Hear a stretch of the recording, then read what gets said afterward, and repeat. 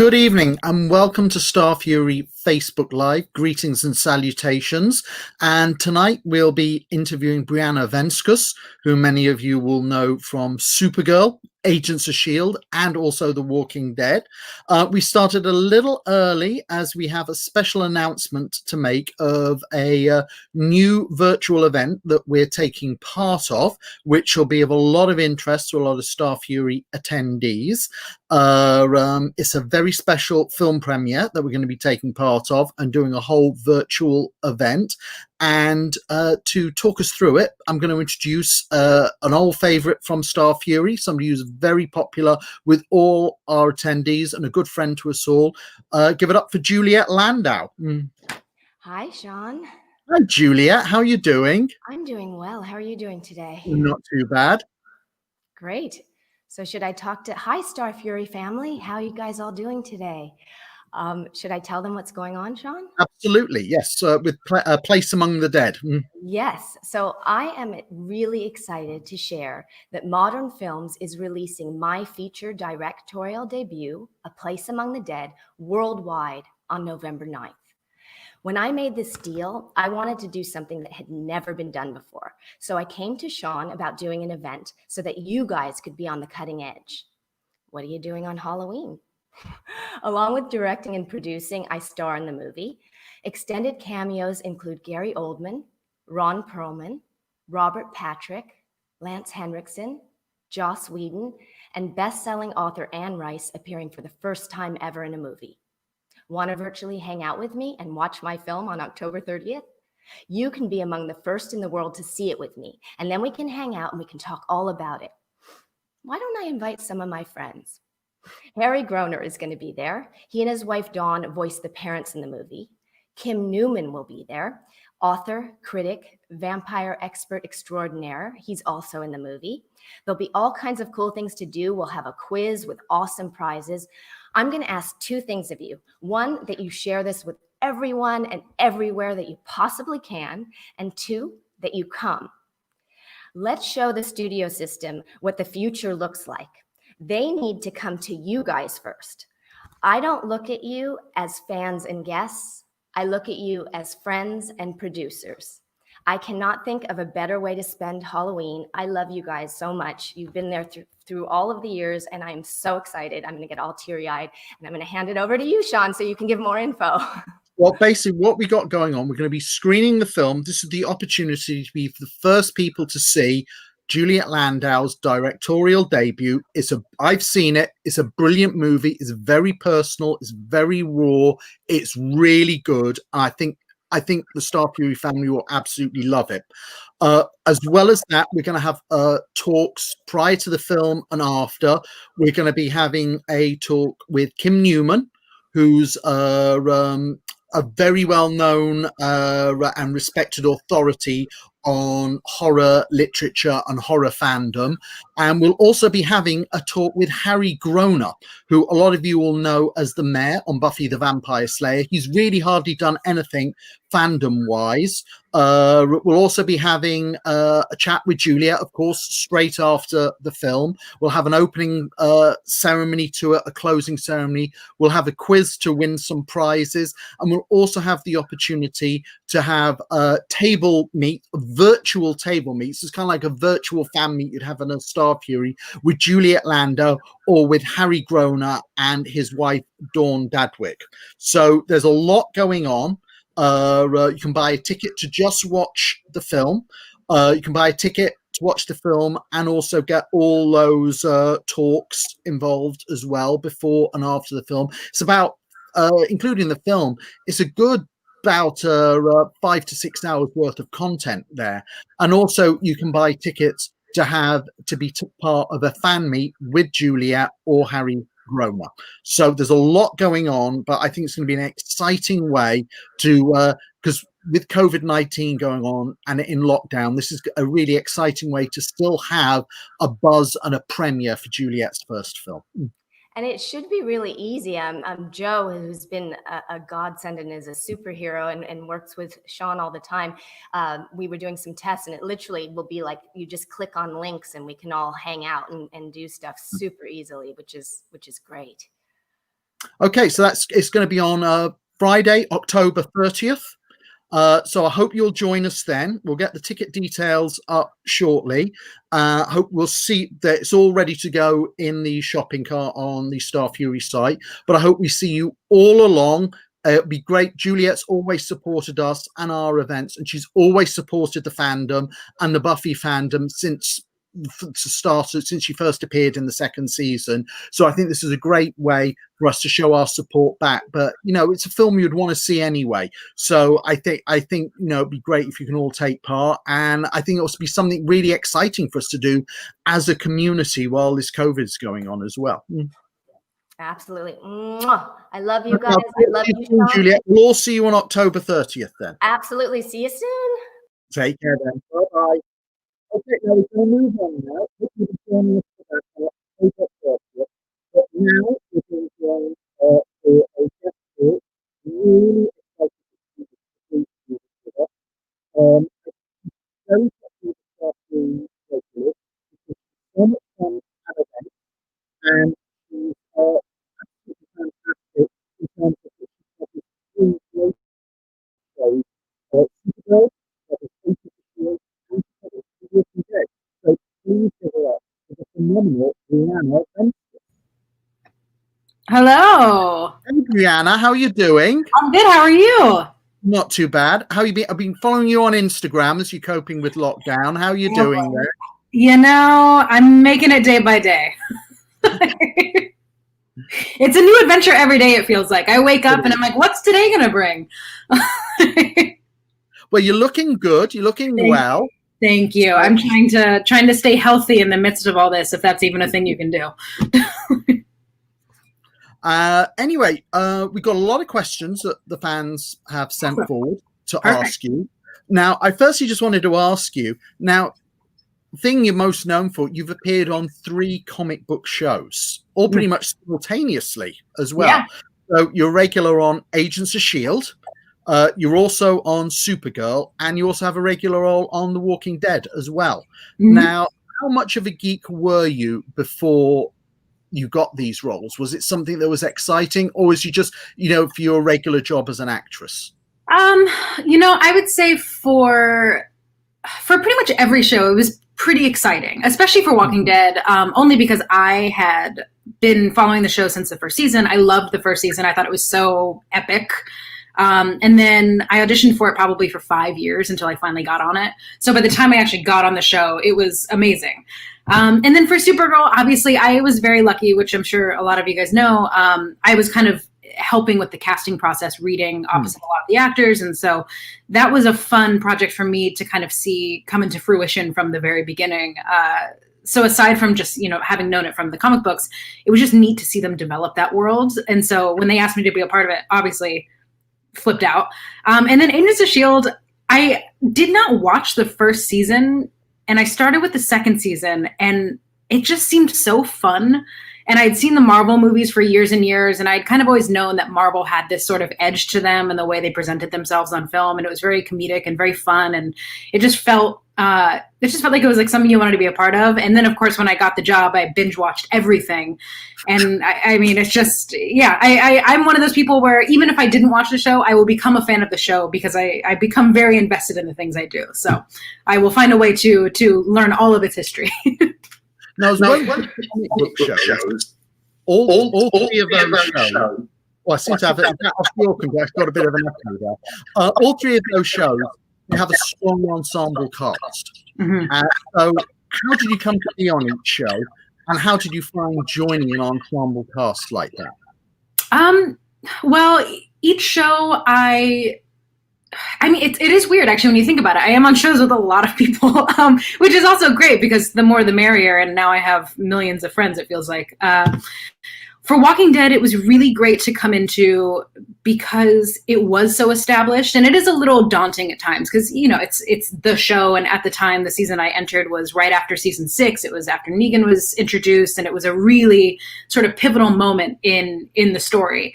And so there was a bit of anxiety about coming into that next season, but the best part about that show is that it's just everyone works together. I mean, there's no option to not work together.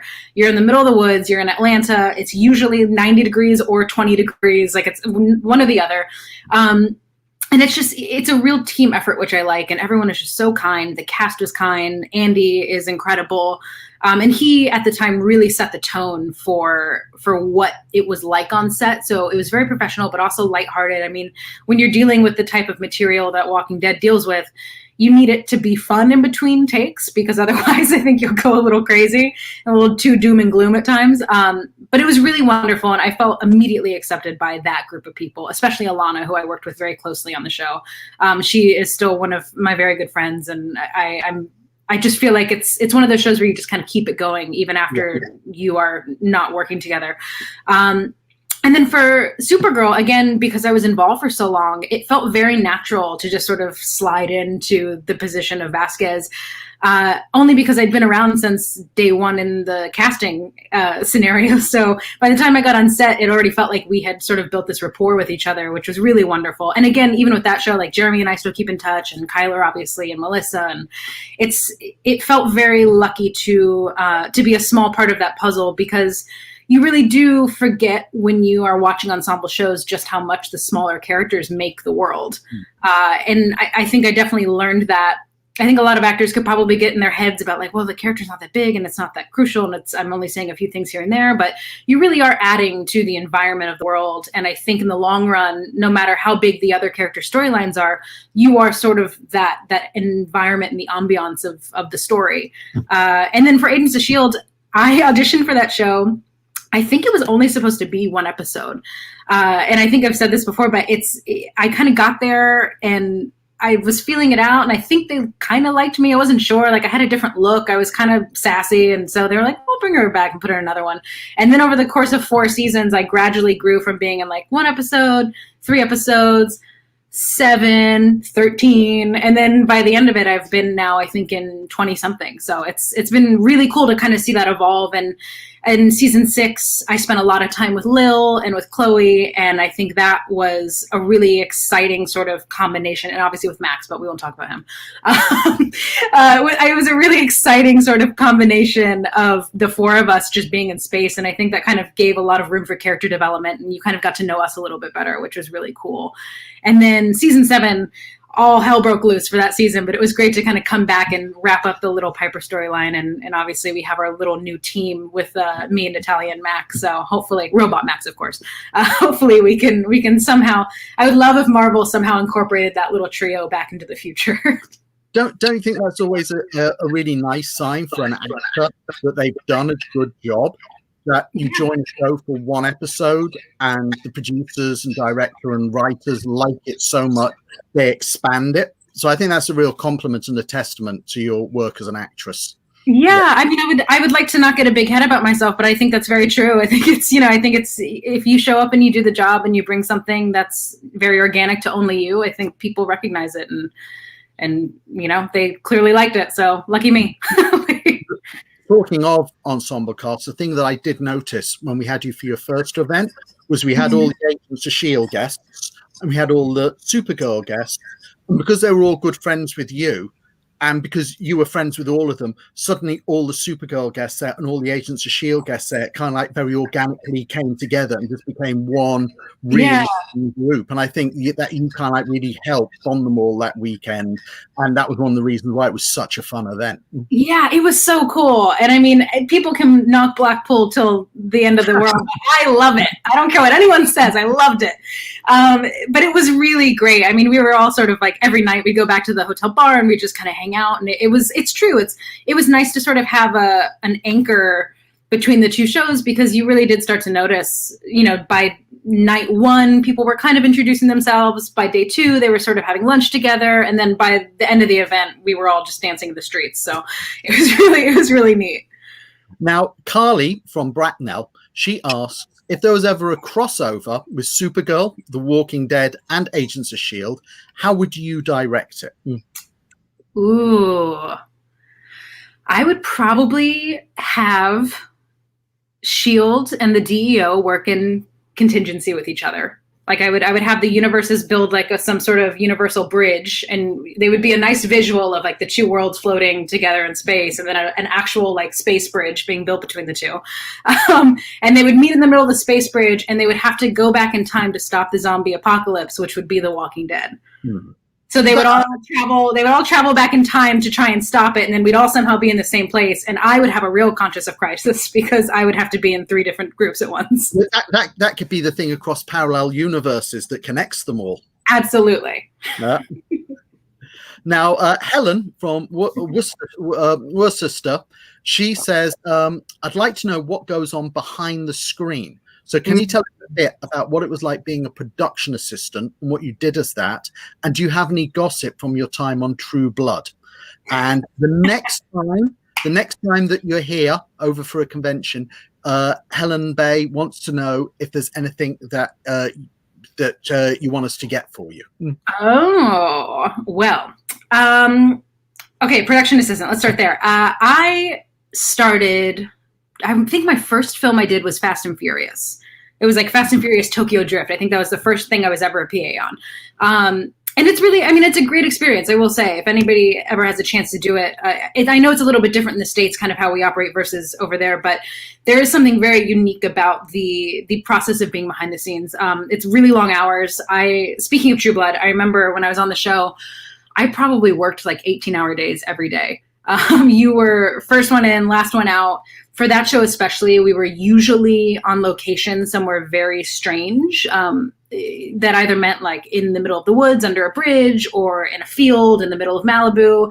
We had this one ranch that we used all the time in Malibu. And it was always in the middle of the night, and it was always 20 degrees, and we were always like somehow soaking wet. One of the characters had to like just come out of a lake or something. And so it was a really intense filming situation, but obviously it paid off because the show was a smash hit, and everyone on the show was just so sweet. And like juicy behind the scenes, I don't know. I mean, the funniest part about that show is just that everyone was naked all the time. So you would just kind of be walking down the hall or walking around the soundstage, and all of a sudden there would just be like someone's boobs in your face, and you just kind of had to just let it be what it was, because you knew that you were on the show, and it doesn't become a sexual thing at all, oddly enough, considering the show. It just sort of becomes like another, like, oh, this is like the piece of stage decoration. I have to move this person's body over here. So that was I think the funniest part of being on that show. But again, I felt very lucky because I did work more sort of on the cast side of things. So I did get to know a lot of the cast pretty well, and they were all very, very kind. And again, some of them are still my friends, and it's a really cool experience to have that and then make the transition I did into becoming an actor, because now we work side by side sometimes, which is very odd. And next time I come, I mean, I want you to surprise me. I think surprises are my favorite, because if I pick something, it'll be something I can get in the States here. So I need something maybe region specific, and just blow me out of the water with it, whatever you like. Okay. Now, Chelsea from Nottingham, she wants to know, what was your favorite scene to shoot on Agents of S.H.I.E.L.D.? Ooh. I'm actually going to say, because it's the most recent in my mind, the scene that we did in this most recent episode that aired, the finale of season 7, when we were in the car at the very end, I was actually in the car with the stunt driver who was driving that car. So it wasn't actually Max driving at that fast speed, thank God, because he probably would have killed us. But I was in the car with the stunt driver, and we were going a good 50, 60 miles an hour down a 2-lane street, weaving in and out of cars. And I was just in the passenger seat like this, just kind of like, well, going for a ride. So that was really fun. And then I would also say too, any ensemble scene with all of us. It's when we did the big scene with what was the episode? It was like season 6 towards the end, where my hand gets shot. Where this Izel Spirit's kind of like hopping between all of us. That scene itself took like 2 days to shoot. And it was really intense, and obviously there were a lot of moving parts to it, and Gary, who's one of the producers, directed it, and he did an incredible job. But that scene, I think, was the most fun because it was very challenging. We all kind of had to have this contingent being that we all embodied at one point or another. So we kind of had to work together as a group in that way, which was really neat and kind of hadn't happened before on the show. And then on top of it too, it was just a bananas scene to film. And we had this huge crane that did like slow motion and it moved in between us. Like imagine like a crane coming into your apartment and then weaving in and out between you and everything in your room. Like that's how massive the thing was, but it was somehow also capturing the perfect amount of speed to get the shot right. And when you watch it, it looks far less complicated than it actually was. Now, Lulu from England, she wants to know, what was your funniest memory from being on the set of Agents of S.H.I.E.L.D? And what were your emotions when you filmed the final episode? My funniest memory from being on the set was actually the first episode I ever did. And I think it probably sticks out in my mind because I was so new and I was kind of getting to know everyone. And, you know, like when you start something new, you don't know who you can get along with, who you can trust. So it was me, Henry, Ming, and then this other actor, Brian. And we were running out of this big building with the Kree who were chasing after us.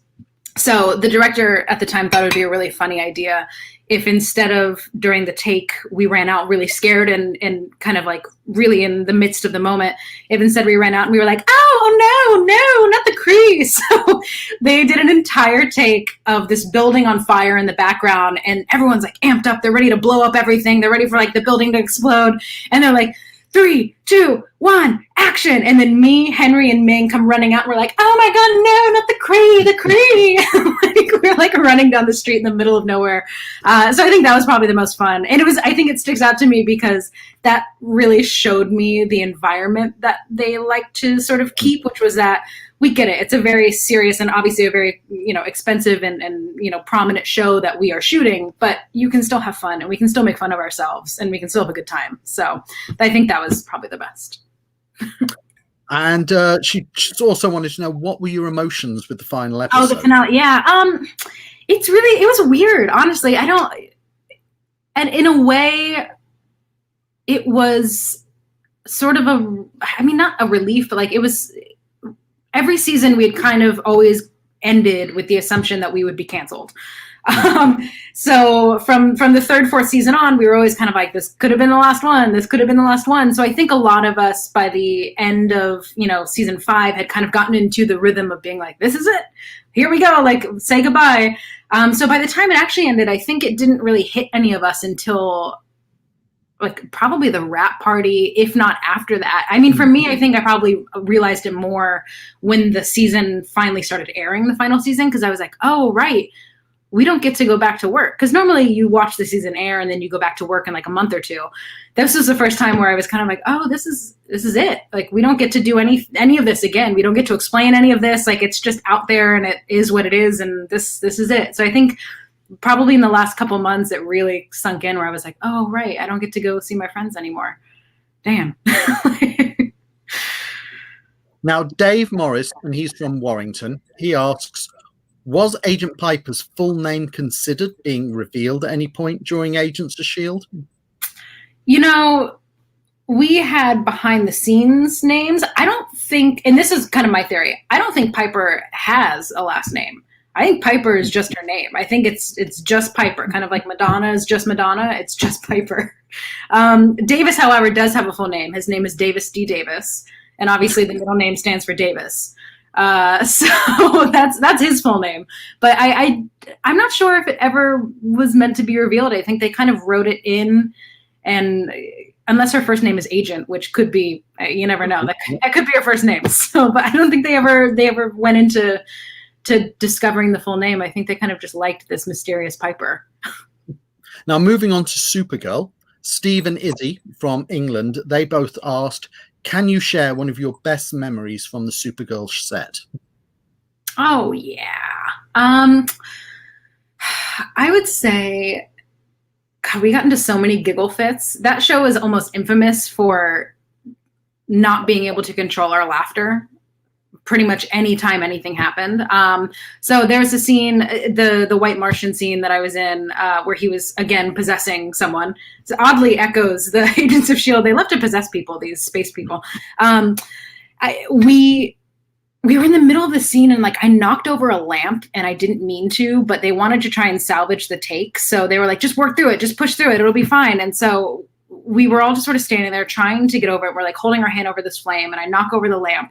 And then all of a sudden you just kind of like see on the other side, we just kind of like see like Jeremy just kind of starts like his shoulders just kind of start moving like this.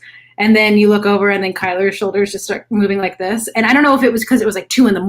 or what our problem was, but we probably wasted a good like hour and a half just laughing and not being able to film the scene because we couldn't quite get it together. We eventually got it, obviously. But I mean, that show is either like a laughing fit scenario or it's also a very musically inclined cast, which I'm sure a lot of you know. Jeremy is from Broadway. Kyler has an incredible voice with East of Eli. And then Melissa is also an incredible singer. So a lot of times they would just break into musical mid scene or mid take or as soon as they ended cut. It was a very just fun, lighthearted set as much as it could be, especially season 1. And then also too, I'll just keep putting them out there. We did a lot when Jenna and I worked together. We did this great scene where we were again sort of possessed by something and had to do this big choreographed move together. And of course, she's an incredible dancer. I do not dance. I like to think that I do. So she picked up the choreography really, really well. I, on the other hand, did not. And so there was one moment where we kind of had to like cross paths and not look at each other, but also know where we were going and then like zigzag again and then like move together. And I probably bumped into her a good 50 times in the course of filming this with a gun in my hand. And like the poor thing, she's so graceful. She would like find a way to roll out of it and just like keep moving. And I, of course, would be like, I fucked this up. But yeah, so there's a lot of good times. There's a lot of good times for sure. So if they did another musical episode, well, they did it on The Flash. Melissa was on The Flash musical episode. But if they did a musical episode on Supergirl, do you think you'd be able to take, do you think we could see Vasquez on that? Would you be able to take part on that? I deeply, deeply hope so. It's been my secret goal and mission in life to try and creep back onto that show in some capacity. And I don't know how I'm going to pull it off, but I keep trying. I keep trying to wiggle in there. So I hope so. And yes, if it's a musical episode, I will either work on my dancing and or my singing or instrument playing, and I'll get on it. I promise. Now, Lucy from North Yorkshire, she's asking about conventions, and she wants to know, for your next convention that you do you have any plans for panel interruptions? I obviously am always going to interrupt a panel. There's no way around it. It just depends on who's in the panel and what level I know I can push them to. So I think as long as I have like an idea of who's on the panel, absolutely. But you can expect some sort of interruption from me. I mean, at this point, it would be a blasphemy if I showed up to an event and didn't interrupt. People would be disappointed. Exactly. Now, Rari Burt from Scotland, he wants to know, is there any dream role that you'd like to play? Who would it be and why? I definitely, and I've thought about this long and hard. There's 2. So on TV, I would want to do maybe Agent Mulder. I would actually like to play Agent Mulder on X-Files. I was gonna say the other one, but I was like, no, I want to play Agent Mulder. I think it'd be cool to do like an Agent Mulder, or I also want to play Ripley in an Alien reboot. I think that would be like movie-wise, if I could somehow sneak in and get into a Ripley vibe, I think that would be good. I keep getting told I look just like her. I'm like, I feel like I could pull this off really well, you guys. Like, just let me do it. Now, Deb Dixon, who's from New York, she loves your Instagram page, and she wants to know how you keep up that content, how you keep the videos getting better and better. Well, I'm glad she thinks they're getting better. Honestly, I wish I had an answer for this. I do not know. I woke up probably in the middle of March and thought to myself, if I don't do something, I'm going to lose my mind. Like I'm so used to either creating or performing, and I kind of spent the last year working on some really wonderful shows that challenged me, I think, very creatively. And so I knew that if I was going to spend any time locked literally in my tiny apartment, that I had to do something. And so I just started playing around. And then eventually I was like, well, maybe I'll get a little bit more involved. And then I was like, well, maybe I'll do like a social commentary now. And then maybe I'll try this, maybe I'll try that. And so it just kind of keeps ever evolving. And I think for me, the biggest thing is being very in the moment, paying attention to what's happening in the world, obviously, is plenty of information coming in from outside. But then also, too, there's just something really fun. Like early quarantine, there was something so universal about being trapped in your house. And so that was really fun to play with because we were all going through it at the same time. And I think it just sort of resonated on a bigger level because people were all like, oh, that's me too. Like, I see that. And now I think it's just more about having fun and just trying to kind of provide little moments of levity throughout people's days and trying not to get you down in the dumps even for myself because, you know, it's easy to sink into this, oh, woe is me mentality of what's happening in the world, but it's also happening to everyone. And so if I can try and lift it in some way, I will do my best. Now, Izzy from Huddersfield, firstly, she wanted to say thank you for the cameo message that she got from you. And she's got 2 questions. She wants to know what you miss most about working on Agents of S.H.I.E.L.D. And she also wonders if you have any upcoming projects in the pipeline. I mean, obviously what I miss most about working on it is just hanging out with all my friends.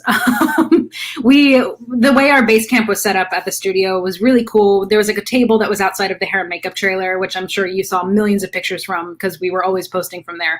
But that was sort of like the center hub of our little universe. And I mean, just at any moment, whether it was a crew member, whether it was a cast member, that was sort of where everybody met up and sort of regrouped at times. And I just miss that sort of the camaraderie of, you know, being on set for 12 hours a day and just taking a break and being like, oh God, at the table, or, you know, having like a birthday there's just something about that little centerpiece of our world that was really great.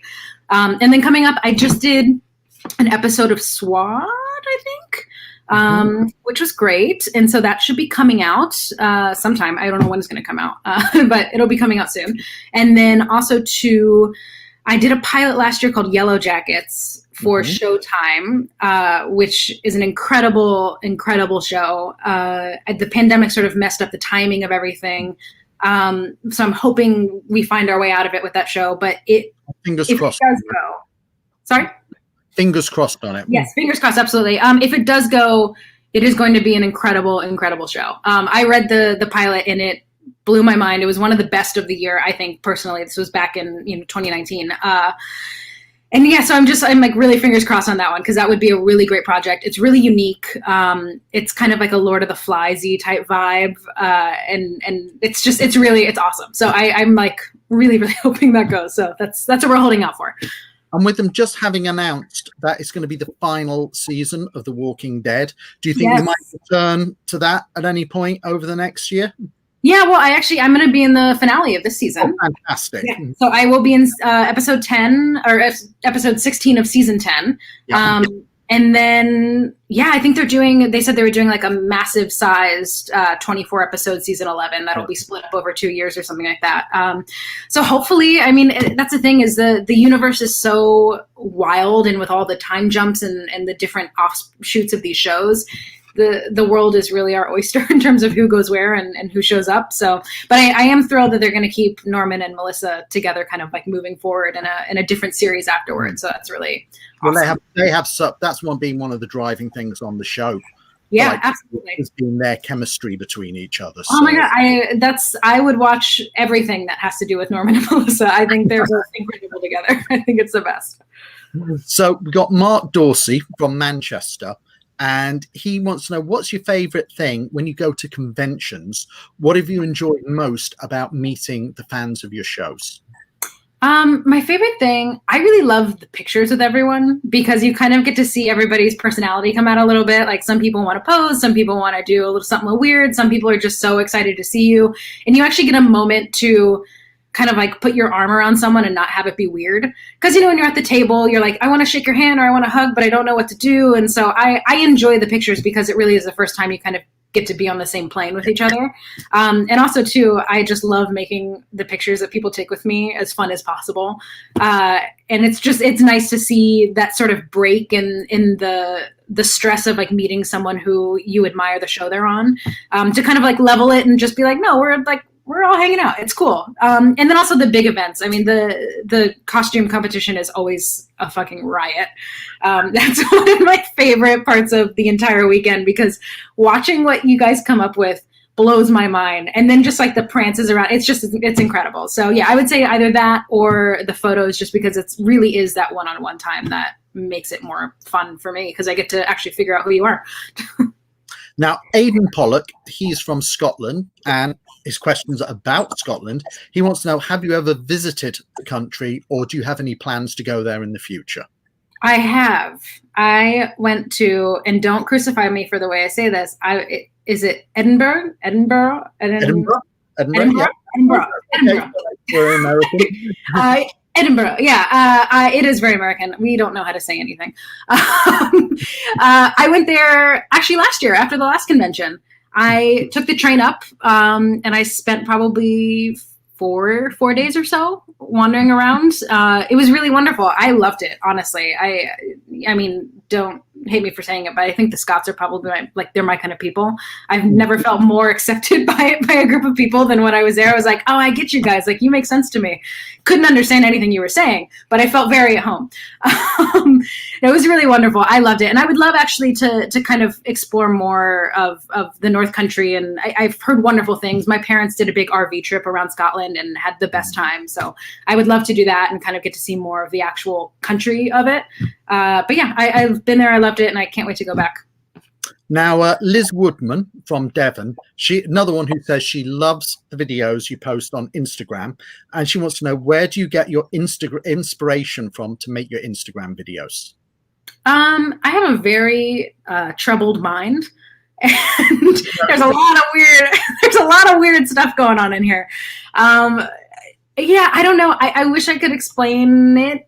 A lot of it's pretty obvious. Like there's a lot of trends going on right now because everyone's on this whole trend thing of you use a sound or you do a dance or you do this. And so in my mind, I like to capitalize on that in the sense of I'll use the sound or like the idea of a trend that's happening, but then I like to put my own little twist on it. Like yesterday I put one up about like a meal plan thing and how like what I eat all day and like how great it is. And of course it ended up being very morbid and dark, but it's just kind of like it's finding a way to take what's popular so that it resonates with people, and then putting your own personal spin on it so that it stands out a little bit. And sometimes it hits and sometimes it doesn't. It's been really interesting for me to see what people respond to, because there's things that I think are hilarious that won't get as much of a view. And then there's things that I just kind of whip out in like 5 minutes and it's my most popular video. So it's hard to say what's going to work and what's not. Now we got a question here all the way from Israel, from Lauren from Israel. And this is quite a serious question. This was quite an interesting one. How do you overcome fear? Ooh, how do I overcome fear? I don't know if you can necessarily overcome it. I think you just kind of have to learn to live with it. I think that inherently as human beings, just as the animals we are hardwired basically to always be taking in fear and assessing situations and figuring out where threats and vulnerabilities are. I don't think fear is ever going to go away. When someone tells me they're fearless, I think they're full of shit because I don't think it's a real thing. I think it's how you work with it. I think especially in this past year, obviously we've all kind of been pushed to our limits of anxiety and what we think is coming at us and how we are going to handle it if it does happen to us. And so I think you can either turn that into a positive and say, I have no control over what's going to happen to me. The only thing I can control is how I receive it. And so that's kind of my mentality is I can't control the enormous life changes that are going to come at me. I can, however, say this is going to be my point of view and perspective on it and handle it the best way I can. And obviously fear can be very overwhelming. I have a lot of anxiety at times. And it really is just kind of one of those things where you just learn to get better at it. I've tried everything. I've tried the breathing. I've tried the meditation. I've tried all of the things that you're supposed to do. And sometimes it really is just a Xanax that does the trick. But even then, I think it's a perspective shift. I think in your mind, you have to just say, I am just a piece of this massive puzzle of the world we're living in. And I'm going to find my way to move through it. It may not be the smoothest way, but it'll be the way I choose and just one foot in front of the other, honestly. Now, Rachel Boyd from the Wirral, She says, getting to know you at conventions, we all know that you enjoy a prank. And we can see that with the Agents of S.H.I.E.L.D. and the Supergirl cast.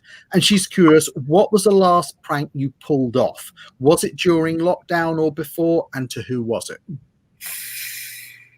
Ooh, what was the last prank I pulled off? Oh my God. This is challenging. Okay, wait, when... I'm trying to figure out what I came off of 2 very serious shows at the end of last year, both Yellow Jackets and then Sorry for Your Loss. So there really wasn't much room for pranking because it's very heavy, very, very heavy material. You're kind of like, I don't know if I can pull a joke off here. In my own life, God, you know, I did surprise my parents. I showed up at home without letting them know. So I think it wasn't even like a bad prank. That was more of just like a fun prank because I hadn't told my parents that I was going to come home, and obviously because I was very afraid that I didn't want to get them sick. So I kind of drove across the country and just showed up, and that was exciting for them. So I guess it's kind of like a prank, but I don't know if there's actually been a prank in the last year. I think I'm way overdue for a good one. Yeah. I like a really solid one. But it's also too, you have to feel out your environment and figure out whether or not they can take it. Because the last thing you want to do, people are fragile this year, so you can't be pushing them to the edge too much. So is there any prank maybe you remember being a part of, you know, either doing or being the victim of when you were on Supergirl or on Agents of S.H.I.E.L.D.? Ooh, I mean, to be a little dirty, if I can, which I think I can. I mean, you guys know me. For Ming's birthday, BJ replaced one of her guns one time with a giant dildo butt plug that had a gun handle on it. So that was fun to be a part of, to like watch her go to grab the gun. Because of course, when you're working on set, you don't have the real gun. They don't let you run around with a hard gun. So they usually give you soft plastic ones. So he replaced it with this really soft gun that at the end of it just had a butt plug, and she pulled it out, and it just like the end of the gun was just wobbling like this in the air. And Ming was like, of course, because it's Ming, loved it and thought it was the funniest thing that's ever happened. I don't know if you guys know about Ming, but she's a little dirty bird, and I love her for it. She's the best. I think that was probably my favorite moment, because the look on her face, like the shock of watching her register that this had happened, and the fact that the entire, like everyone around her was in on it, because you obviously, like, you couldn't just pull that out of nowhere. It just is against standards and practices. So we all kind of were like, let's just do this. It'll be fine. And to see her face go like this, and to have her kind of look up and be like, did everyone knew except for me? And just like in her hand, just this big gun. I think that was my favorite. Now, Kirsty from Swindon, she asks about when you worked on the show Sorry for Your Loss. Ah, yes. She wanted to know, if there had been a 3rd season, would you like to have seen Tommy return, and what storylines would you like to have had? Yeah, I mean, that show, I loved that show. And working with Kelly was so much fun. She's so talented. I mean, all of them are, but that entire cast, I felt very lucky, and almost kind of that imposter syndrome being on the show, because, I mean, between Elizabeth and then also Javon and Kelly, like they're such talented actors, and very much so we're all in the same world in terms of our careers and other things we've done. But yeah, I think it would have been great. I know that she went off to figure out where she was from and who her family was, but I do think at some point Tommy would have made a return, and I would love to see her in like a normal relationship. I think both Tommy and Kelly's character, I think it would just be nice to see something healthy for her, because her entire world has kind of been this very unknown, and you know, she has the issues with the yoga or the dance studio, and you know, the stuff at home and feeling out of place. And I just think maybe like a moment of normalcy for them as a couple would have been really, really cool to see. And then, you know, let it all blow up by episode 3 or 4. But I definitely think I would have loved to see her come back and kind of them figuring out their place with each other, and maybe even watching sort of this religion thread come into it. Because for me, I'm a very spiritual person. I'm not very religious, but I know that for the Tommy character, religion was a very big part of who she was and how she operated. And so that would have been really fun for me to explore, to kind of see where she fits into this world of religion, to the modern day world of religion, especially being, you know, an LGBTQ character. How do you navigate that world with confidence. And she was also in jail, so maybe she like has something come up with that. Maybe like she has another anger issue problem. I don't know. The world could have been our oyster, but alas, it's off into the wind. But I feel very good about where it was left and what we did. Now, Scotland. Now, this is a timely question. As you know, Supernatural finished filming today, so he wants to know if you had actually been on Supernatural, what monster would you like to have played? Oh my god! Oh man, probably some sort of like werewolf situation. I think I've always been very jealous of people's facial hair. Like I've always admired your facial hair.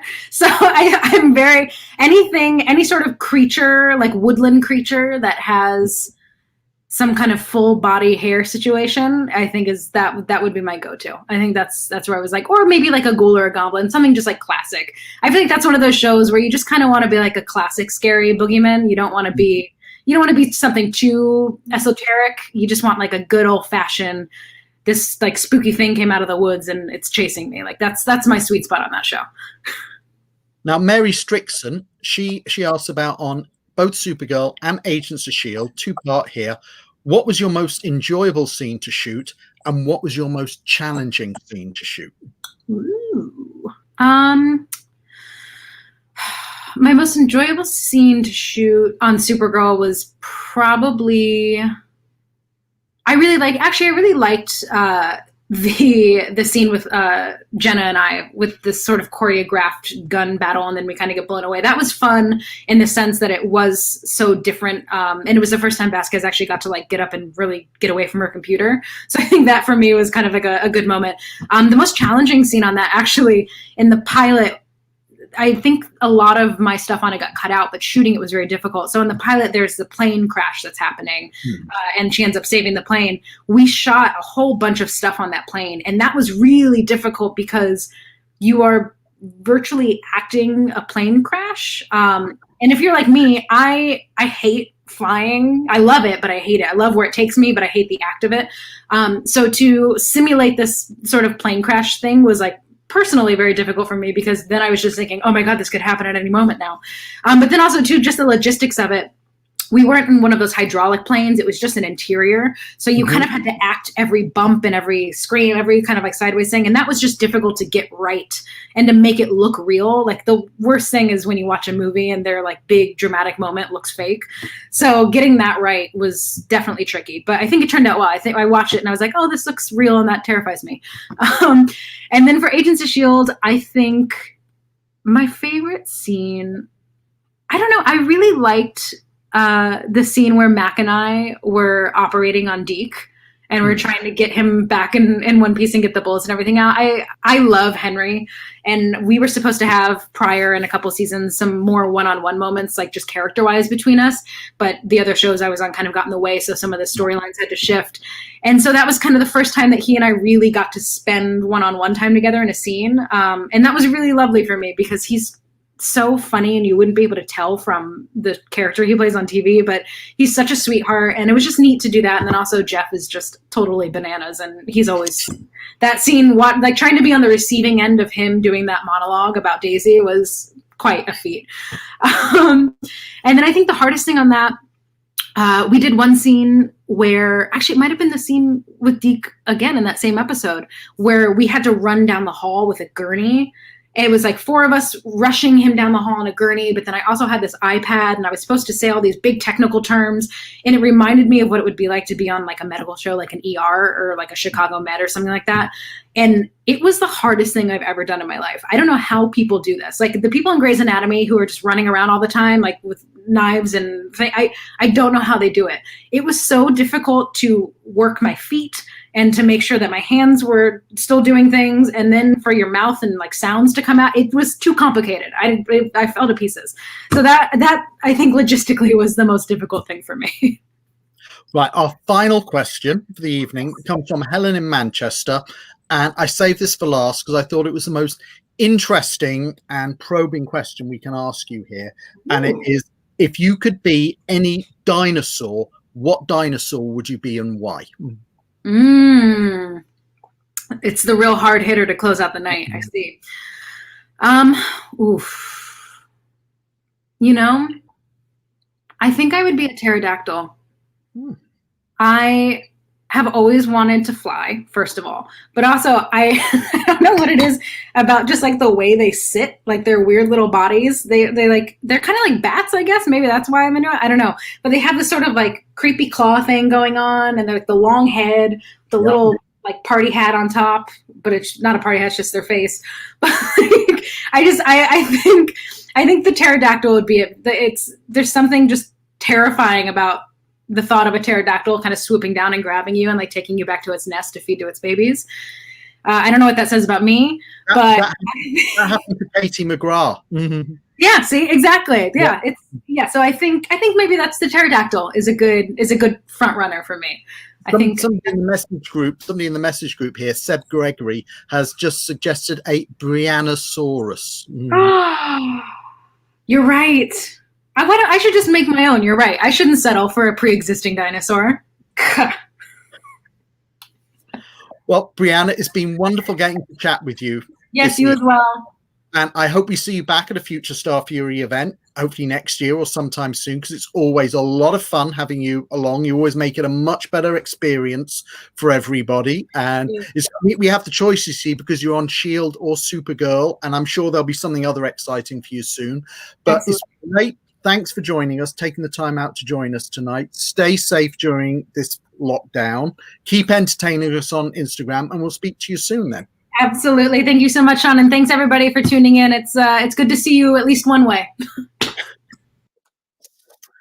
Okay, we got one or two just quick announcements before I sign off. Now, just to remind you, we've got the event on October 30th, where we're going to be premiering Juliet Landau's film.